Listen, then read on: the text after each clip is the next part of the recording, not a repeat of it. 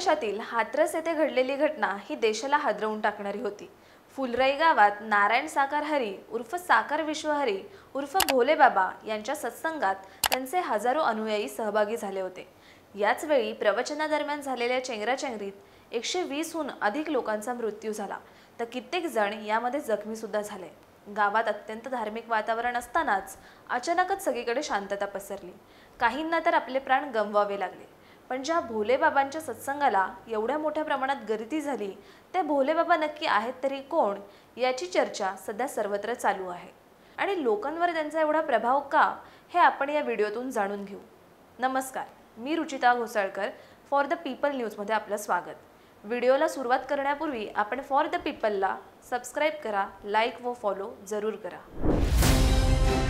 भारत दुनिया का सबसे बड़ा लोकतंत्र और एनएलसी भारत देश का सबसे बड़ा गैर राजनीतिक मंच।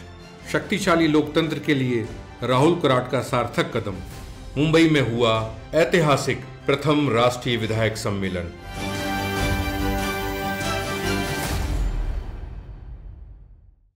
उत्तर प्रदेशातील हाथरस येथे घडलेली घटना ही हृदय पिळवटून टाकणारी आहे।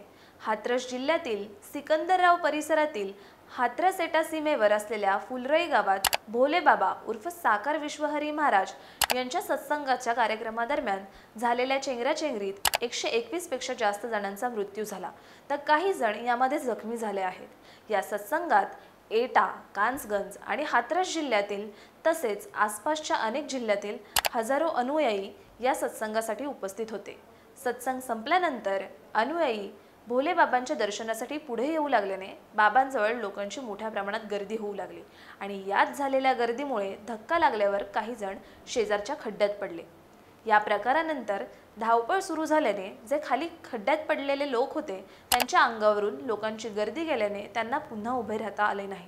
सत्संगाची परवानगी घेण्यात आली होती, परंतु हजारो लोकांची गर्दी ज्या ठिकाणी जमणार होती आणि केवळ 40 पोलिसांचाच बंदोबस्त त्या ठिकाणी करण्यात आला होता, असा दावा आता केला जातोय।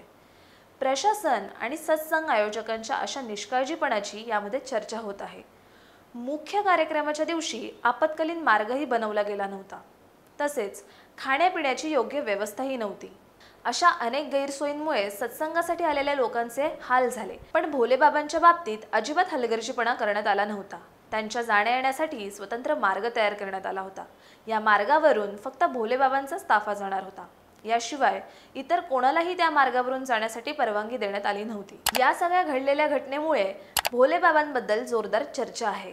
हे भोले बाबा नेमके आहेत तरी कोण, लोकांवर बाबांचा एवढा प्रभाव कसा, कोणत्याही सोशल मीडिया अकाउंटवर हँडल नसलेले हे बाबा एवढ्या प्रसिद्धीच्या झोतात आले तरी कसे, असे प्रश्न उपस्थित होऊ लागलेत। तर हे भोले बाबा उर्फ नारायण साकार हरी उत्तर प्रदेशच्या एटा जिल्ह्यातील आहेत। त्यांचा जन्म एटा जिल्ह्यातील पटियाली तहसीलमधील बहादूरपूर गावात झाला।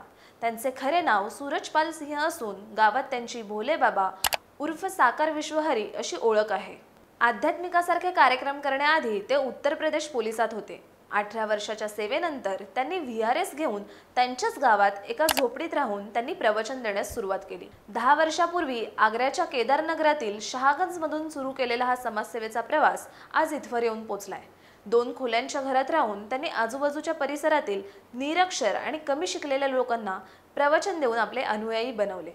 घराबाहेरील हँडपंपचं पाणी पाजून लोकांची तहान भागवायचे।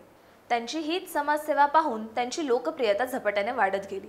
त्यांच्या आग्र्यातील 2 खोल्यांच्या घराला लोक आता देवस्थान मानतात। उंबरठ्यावर डोकं ठेवून आधी आशीर्वाद घेतात, मग या घराची साफसफाई करतात। त्या घरात कोणी राहत नसलं तरी या ठिकाणावर लोकांची प्रचंड श्रद्धा आहे। उत्तराखंड, हरियाणा, राजस्थान आणि दिल्लीसह इतर काही भागांमध्ये त्यांचे अनुयायी आहेत। लोक त्यांच्यावर अगदी डोळे झाकून विश्वास ठेवतात। भोले बाबांचं एक वैशिष्ट्य म्हणजे ते इतर साधूंसारखे कपडे परिधान करत नाहीत। ते पांढऱ्या सूट आणि बुटांमध्ये दिसून येतात।